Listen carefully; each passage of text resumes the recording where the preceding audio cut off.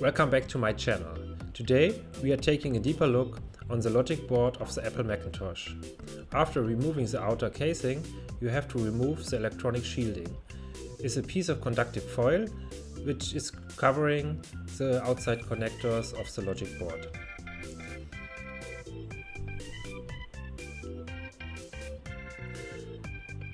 The second step is to remove the cables. There are two cables which are connected to the logic board.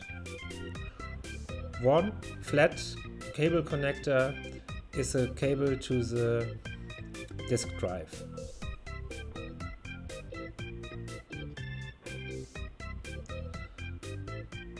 It's this.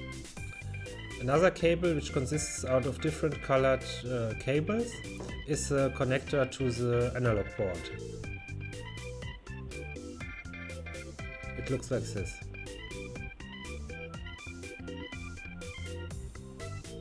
After unplugging these two connectors, the logic board will slide out of the frame of the Macintosh.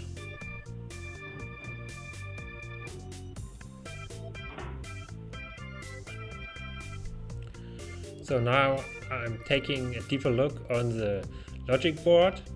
I was happy to use my cheap bought eBay endoscope for this, and yeah, what can I say?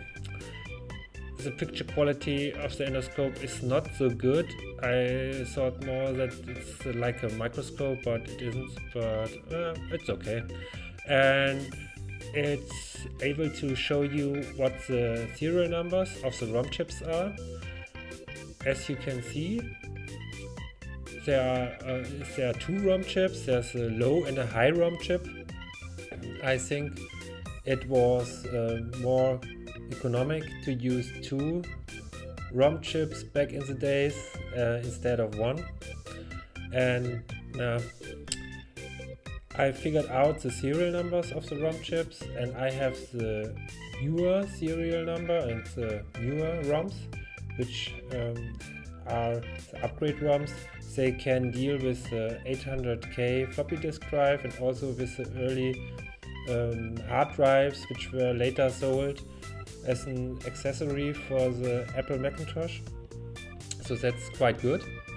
I was checking further for any damages on the logic board, but the logic board is in pretty good shape.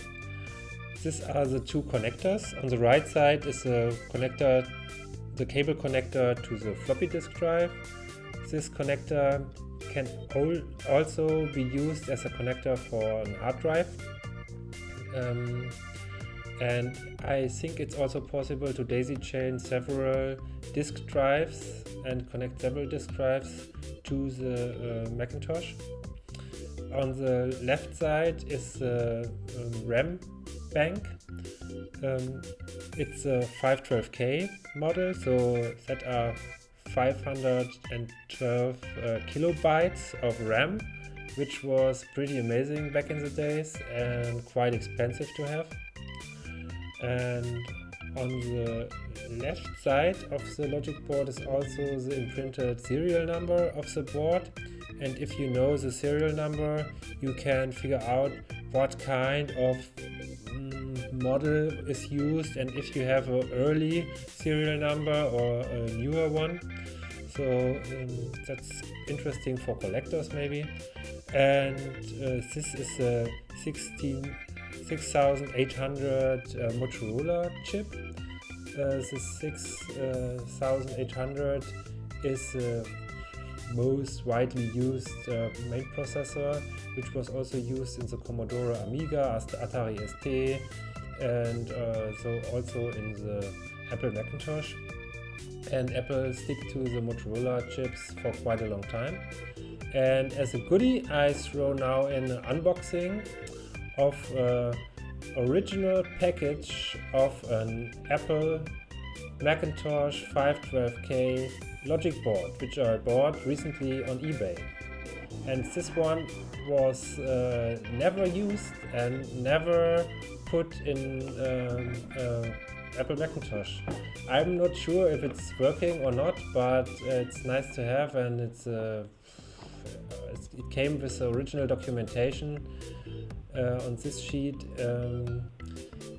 It's like instruction how to discharge the CRT, which is I think a very important thing to do before to replace the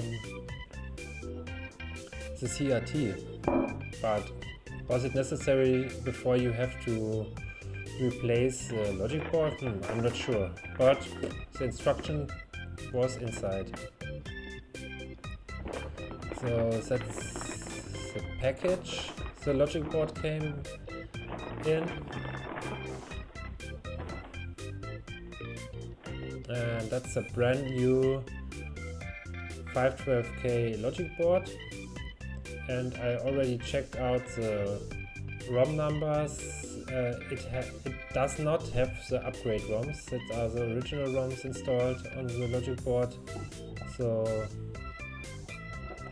it's pretty untouched.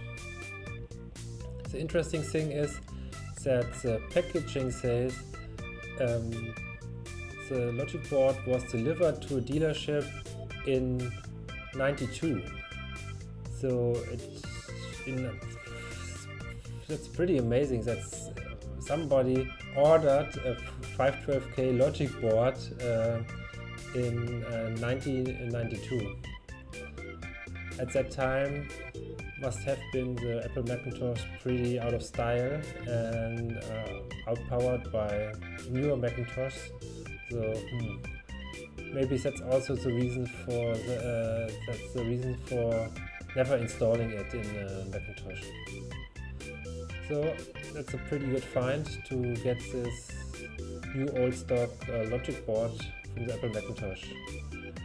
Thanks for now, and see you next time.